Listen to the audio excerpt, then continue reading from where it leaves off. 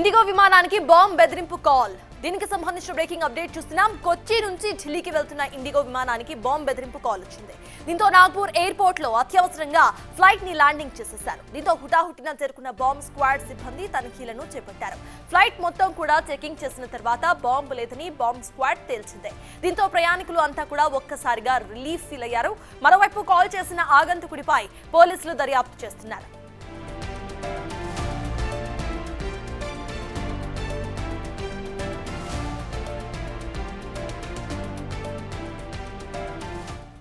So ఇదే అంశంపై పూర్తి డీటెయిల్స్ ను మా ప్రతినిధి శివ అందించడానికి సిద్ధంగా ఉన్నారు. శివ, చెప్పండి. చూస్తున్నాం ఇండిగో విమానానికి బాంబ్ బెదిరింపు కాల్ ఫేక్ అని తేలినట్టుగా తెలుస్తోంది. అసలు అక్కడ అప్డేట్స్ ఏంటి? ఈ ఫేక్ కాల్ ఎలా వచ్చింది? ప్రెసెంట్ పోలీసులు ఏమంటున్నారు?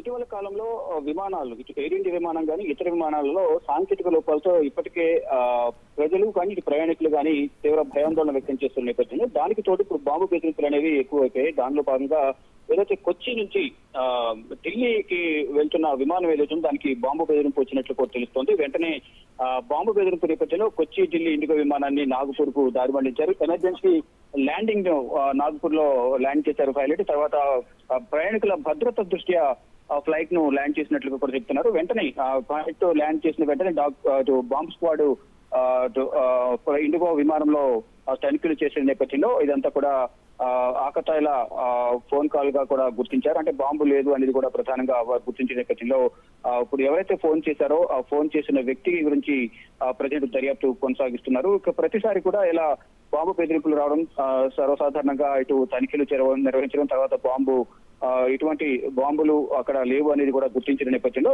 అందరూ ఊపిరి పీల్చుకున్న పరిస్థితి కనిపిస్తోంది. కానీ ఇటు తరచుగా ఇటువంటి కాల్స్ రావడం పట్ల కూడా ఇటు ఎయిర్లైన్ సంస్థలు కానీ ఇటు ప్రయాణికులు కూడా తీవ్ర ఆందోళన వ్యక్తం చేస్తున్నారు. ఎన్ని చర్యలు చేపట్టినా ఇటువంటి ఫేక్ కాల్స్ అనేవి తరచుగా వస్తూ ఉన్నాయి.